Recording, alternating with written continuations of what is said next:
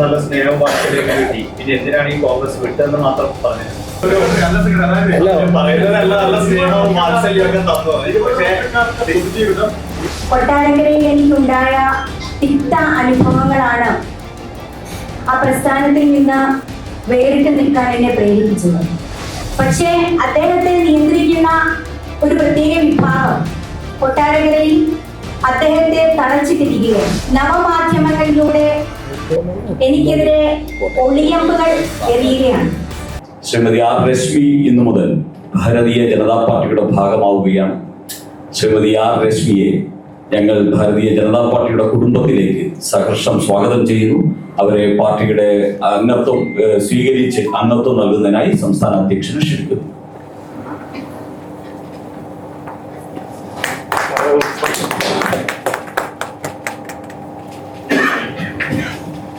വളരെയധികം സന്തോഷത്തോടു കൂടിയാണ് ഞാൻ ഈ പത്രസമ്മേളനത്തിൽ പങ്കെടുത്തുകൊണ്ടിരിക്കുന്നത്. ഇവിടെ ബഹുമാന്യനായിട്ടുള്ള സുരേഷ് അവർ സൂചിപ്പിച്ചതുപോലെ കഴിഞ്ഞ 20 വർഷക്കാലമായി ഒരു ജനപ്രതിനിധിയായി തുടരുവാൻ, പ്രവർത്തിക്കുവാൻ എനിക്ക് അവസരം തന്ന ഒരു പ്രസ്ഥാനം, ഞാൻ നെഞ്ചോട് ചേർത്ത് പിടിച്ച ഒരു പ്രസ്ഥാനമാണ് കോൺഗ്രസ് എന്ന് പറയുന്ന പ്രസ്ഥാനം, വിശിഷ്യ UDF. കഴിഞ്ഞ 2021 നടന്ന നിയമസഭാ തെരഞ്ഞെടുപ്പിന് ശേഷം കൊട്ടാരക്കരയിൽ എനിക്കുണ്ടായ തിക്ത അനുഭവങ്ങളാണ് ആ പ്രസ്ഥാനത്തിൽ നിന്ന് വേറിട്ട് നിൽക്കാൻ എന്നെ പ്രേരിപ്പിച്ചത്. നമുക്കറിയാം, ഒരു തദ്ദേശ സ്വയംഭരണ സ്ഥാപനങ്ങളിലേക്കുള്ള തെരഞ്ഞെടുപ്പിൽ മത്സരിക്കുക എന്ന് പറയുന്നത് അത്ര വലിയ ക്യാൻവാസ് ഒന്നുമല്ല. നിയമസഭ പോലുള്ള ഒരു വലിയ ക്യാൻവാസിൽ മത്സരിക്കുക എന്നുള്ളത് ഒരു സാധാരണക്കാരിയായ എന്നെ പോലുള്ളവരെ സംബന്ധിച്ചിടത്തോളം വളരെയധികം ബുദ്ധിമുട്ടുള്ളതാണ്. ഞാൻ മത്സരിച്ചത് KN ബാലഗോപാൽ എന്ന് പറയുന്ന ഒരു വലിയ പ്രമുഖനോട് കൂടിയായിരുന്നു. മത്സര രംഗത്തേക്ക് കടന്നു വന്നപ്പോൾ പൊതുസമൂഹം എന്നെ 2 കൈയും നീട്ടി സ്വീകരിച്ചു. എന്തുകൊണ്ടെന്നാൽ ഒരു സാധാരണക്കാരിയായി 2005 മുതൽ രാഷ്ട്രീയ പ്രവർത്തനം ആരംഭിച്ച എനിക്ക് പൊതുസമൂഹം തന്ന ഒരു സ്വീകാര്യത, അതിലുപരിയായി ഞാൻ പ്രവർത്തിച്ചു വന്ന, ഇന്ന് വരെ ഈ സമയം വരെ പ്രവർത്തിച്ചു വന്ന പ്രസ്ഥാനം കുറെ നാൾ എന്നെ നെഞ്ചോട് ചേർത്ത് പിടിച്ചു. പക്ഷേ നിയമസഭാ തെരഞ്ഞെടുപ്പ് കഴിഞ്ഞതിന് ശേഷം വളരെ തുച്ഛമായ വോട്ടുകൾക്കാണ് ഇവിടെ ഇരിക്കുന്ന മാധ്യമ സുഹൃത്തുക്കൾക്ക് എല്ലാവർക്കും അറിയാവുന്നതുപോലെ വളരെ കുറച്ച് മാർജിനിലാണ് എനിക്ക് പരാജയപ്പെടേണ്ടി വന്നത്. അതിനുശേഷം ആ മണ്ഡലത്തിൽ സജീവമായി നിൽക്കാൻ ഞാൻ പരമാവധി ശ്രമിച്ചിട്ടുണ്ട്. പക്ഷേ സജീവമായി നിൽക്കണമെങ്കിൽ പോലും നമുക്ക് സാമ്പത്തികമായി ധാരാളം ബാധ്യതകൾ ഏറ്റെടുക്കേണ്ടി വരും.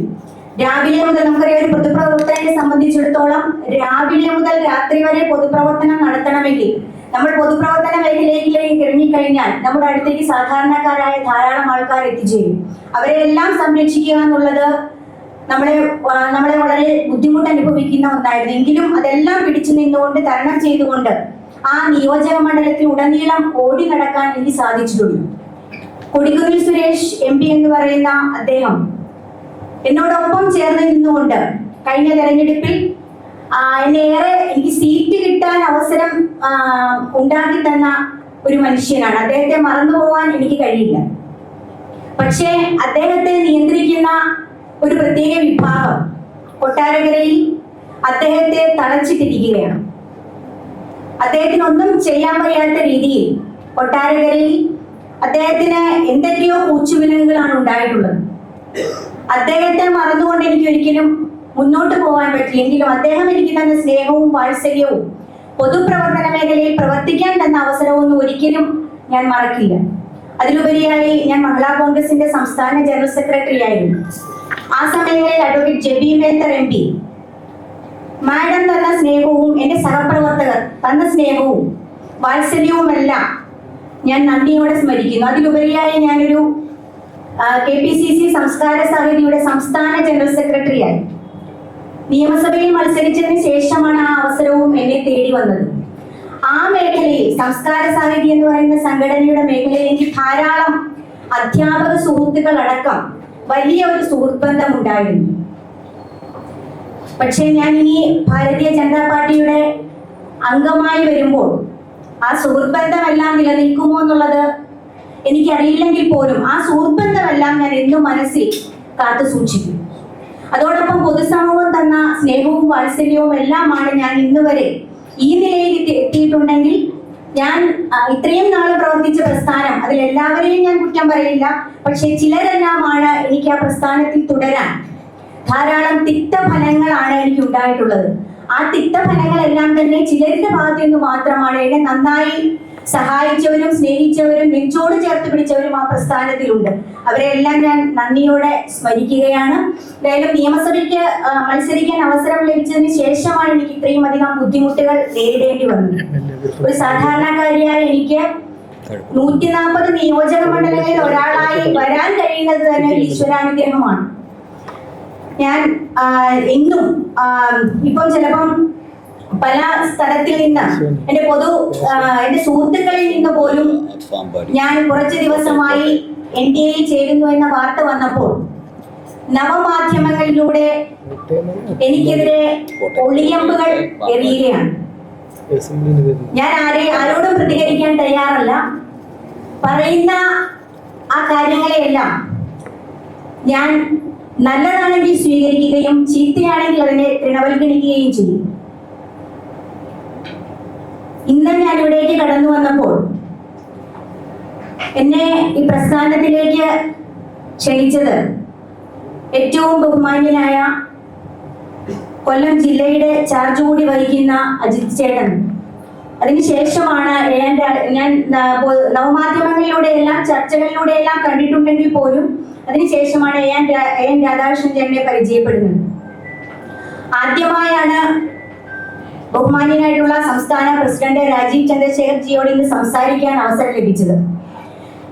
ഇദ്ദേഹം സംസ്ഥാന പ്രസിഡന്റായി വന്നതിന് ശേഷം ആദ്യമായി ഞങ്ങളുടെ എല്ലാം പ്രദേശത്ത് എല്ലാ മനുഷ്യരും എത്തിച്ചേരുന്ന, എല്ലാ മനുഷ്യരുടെയും സുഖദുഃഖങ്ങളിൽ പങ്കാളിയാകുന്ന കൊട്ടാരക്കര ഗണപതി എന്ന് പറയുന്ന വലിയ ഒരു ഭഗവാൻ കൊട്ടാരക്കരയിലുണ്ട്. അവിടെ ഇദ്ദേഹം ചാർജ് എടുത്തതിന് ശേഷം കടന്നു വന്നപ്പോൾ ആദ്യമായി അവിടെ നിന്ന ധാരാളം BJPയുടെ ഭാരതീയ ജനതാ പാർട്ടിയുടെ എന്റെ സഹപ്രവർത്തകരടക്കം അദ്ദേഹത്തെ കാണാനും ആയി എന്നെ ക്ഷണിക്കുകയുണ്ടായി. ഞാൻ മറ്റൊരു പ്രോഗ്രാമിൽ അവിടെ പങ്കെടുക്കുകയായിരുന്നെങ്കിൽ പോലും ഓടി വന്നപ്പോൾ അദ്ദേഹം കടന്നു പോവുകയാണ് ഉണ്ടായത്. അന്നു മുതൽ തന്നെ വളരെ ശ്രദ്ധയോടുകൂടി വീക്ഷിക്കുന്ന ഒരാളായിരുന്നു സംസ്ഥാന പ്രസിഡന്റ്. എന്തായാലും ഈ പ്രസ്ഥാനത്തിലേക്ക് കടന്നു വരാൻ കഴിഞ്ഞതിൽ സന്തോഷമുണ്ട്. നാളിതുവരെ എന്റെ പ്രസ്ഥാനം, ഞാൻ ഇന്ന് വരെ നെഞ്ചോട് ചേർത്ത് പിടിച്ച എന്റെ പ്രസ്ഥാനം തന്ന സ്നേഹവും വാത്സല്യവും എല്ലാം നന്ദിയോടെ സ്മരിച്ചുകൊണ്ട് തന്നെയാണ് ഞാൻ പുതിയ ഒരു പ്രസ്ഥാനത്തിലേക്ക് എത്തുന്നത്. ഏറെ സന്തോഷം. ഈ കോൺഗ്രസ് നല്ല സ്നേഹവും വാത്സല്യം കിട്ടി, പിന്നെ എന്തിനാണ് ഈ കോൺഗ്രസ് വിട്ടതെന്ന് മാത്രം പറഞ്ഞത്? കോൺഗ്രസിലെ ചില ഭാഗത്തു നിന്നുണ്ടായ തിക്ത ഫലങ്ങളാണ് ഈ പ്രസ്ഥാനത്തിൽ നിന്ന് വിടാൻ എന്നെ പ്രേരിപ്പിച്ചത്.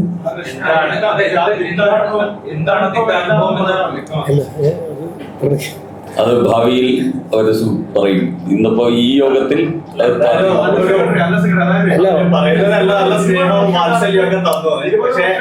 പൊതുജീവിതം ദീർഘകാലം പഞ്ചായത്ത് അംഗമായി തുടർന്നു, ജില്ലാ പഞ്ചായത്ത് അംഗമായി, അങ്ങനെ നിയമസഭാ തെരഞ്ഞെടുപ്പിൽ മത്സരിപ്പിച്ചു. പിന്നെ എന്ത് തിക്ത അനുഭവമാണെന്നുള്ളത് സ്വാഭാവികമായി ചോദ്യം. അത് പിന്നെ വരാൻ പോകുന്ന കാലത്ത് പറയാം. വരാൻ പോകുന്ന സമയങ്ങളിൽ ഞാനത് ഒരു കാര്യം ചെയ്യാം. പത്രസമ്മേളനത്തിൽ രാജീവേട്ടന്റെ പത്രസമ്മേളനം 2-3 കാര്യം പറയാനുണ്ട്. അത് കഴിഞ്ഞ് നിങ്ങൾ ചോദിച്ചോ.